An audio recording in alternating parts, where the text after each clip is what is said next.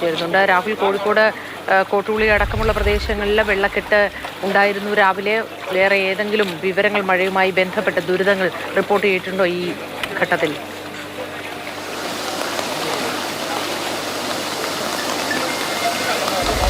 കോഴിക്കോട് ജില്ലയിൽ ഇന്നലെ രാത്രി മുതൽ ആരംഭിച്ച മഴ തോർന്നിട്ടേ ഇല്ല എന്നുള്ളതാണ്. 2018 പ്രളയം സമാനമായ സാഹചര്യമെന്നാണ് ഓരോ ആളുകളും ഇതിനെക്കുറിച്ച് പറയുന്നത്. കാരണം ഈങ്ങാപ്പുഴയിലും വിലങ്ങാടിനൊക്കെ തന്നെ വലിയ രീതിയിൽ വെള്ളം ഉയർന്നു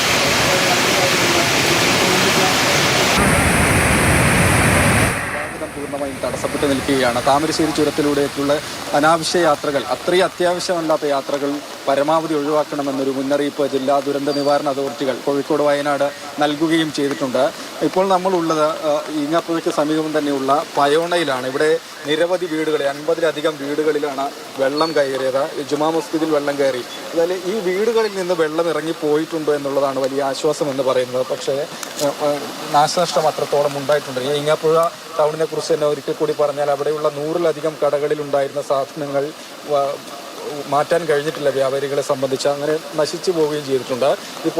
ഇപ്പോൾ നമ്മൾ ദൃശ്യങ്ങളിൽ കാണുന്നത് പയോണ ST ഉന്നതിയിലേക്കുള്ള റോഡാണ്. ആ റോഡിൻ്റെ അരികെ മഴയത്ത് ഇടിഞ്ഞതിനെ തുടർന്ന് വലിയ വാഹനങ്ങൾക്ക് പോകാൻ കഴിയാത്തൊരവസ്ഥ രൂപപ്പെട്ടിട്ടുണ്ട്. 100-ലധികം കുടുംബങ്ങളാണ് വലിയ പ്രയാസത്തിലേക്ക് പോവുകയും ചെയ്തിട്ടുള്ളത്. അപ്പോൾ തന്നെ ഇവിടെയുള്ള തോട്ടിൽ നിന്നാണ് മേഖലയിലുള്ള വീടുകളിലേക്കൊക്കെ വെള്ളം കയറുകയും ചെയ്തിട്ടുള്ളത്. ഒരു ദുരിതാശ്വാസ ക്യാമ്പും തുറന്ന് പ്രവർത്തനം ആരംഭിച്ചിട്ടുണ്ട്. പഞ്ചായത്ത് അംഗം, നാട്ടുകാരൊക്കെ നമ്മോടൊപ്പം ചേരുന്നുണ്ട്. ഇപ്പോൾ മുൻ വർഷങ്ങളിൽ, കഴിഞ്ഞ വർഷമൊന്നും ഇല്ലാത്ത വിധത്തിലൊരു മഴയാണ് പെയ്തത്. ഈ മേഖലയെ സംബന്ധിച്ച് എത്രത്തോളം നാശനഷ്ടം, എത്ര വീടുകൾക്കാണ് പ്രശ്നമൊക്കെ ഉണ്ടായിട്ടുള്ളത്?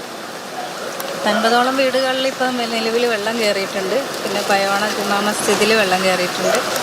നമ്മുടെ പയോണ കുറുമരുകണ്ടി പ്രധാന റോഡാണിത്.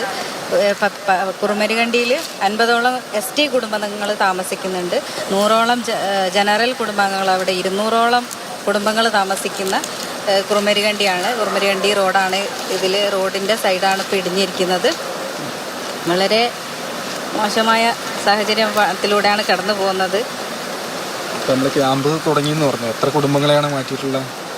കരികുളം 24-ാം വാർഡിൽ നിന്ന് 5 കുടുംബങ്ങളോളം നമ്മൾ ക്യാമ്പിലേക്ക്, ചെമ്പ്രമ്പറ്റ ക്യാമ്പിലേക്ക് മാറ്റിയിട്ടുണ്ട്. പഞ്ചായത്തിൽ 3ഓളം ക്യാമ്പുകളാണ് ഉള്ളത്. മൈലള്ളാമ്പാറ, ചെമ്പ്രമ്പറ്റ, പിന്നെ buds school, Palliyad buds school. എല്ലായിടത്തും സ്കൂളുകളിലേക്കാണോ മാറ്റിയത്? അതെ, സ്കൂളുകളിലേക്കാണ്. 3 സ്കൂളുകളിലേക്കായിട്ടാണ് മാറ്റിയിട്ടുള്ളത്. ജില്ലയിൽ തന്നെ ഏറ്റവും അധികം മഴ കഴിഞ്ഞ ദിവസങ്ങളിൽ ലഭിച്ചത് പുതുപ്പാടി പഞ്ചായത്തിലാണെന്ന് തോന്നുന്നല്ലോ. അതെ. ഇന്നലെ രാത്രി മുതൽ അതിശക്തമായി നിർത്താതെ പെയ്തുകൊണ്ടിരിക്കുകയാണ്. പിന്നെ ഇപ്പോൾ അന്തരീക്ഷമാണെങ്കിലും ഒരു തെളിഞ്ഞു കാണുന്നില്ല. ഇരുണ്ട് മൂടിയ അവസ്ഥയിൽ തന്നെയാണ് തുടരുന്നത്. അതുകൊണ്ട് തന്നെ പ്രദേശവാസികൾക്കൊക്കെ വളരെ ഭീതിയിലാണ്.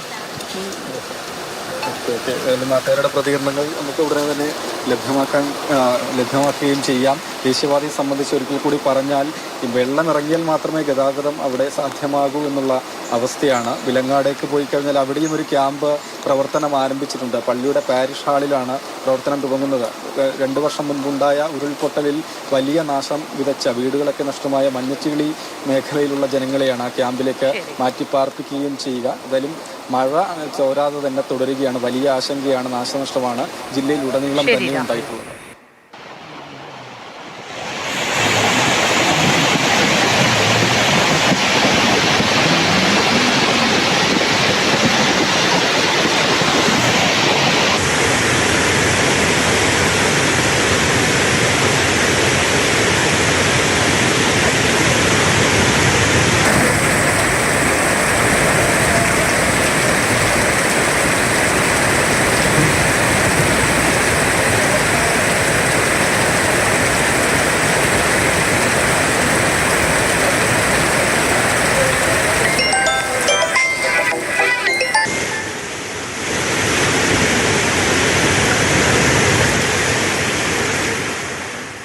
കോഴിക്കോട് വിലങ്ങാട് നിന്നുള്ള ദൃശ്യങ്ങളാണ് പങ്കുവച്ചത് പ്രേക്ഷകരുമായി.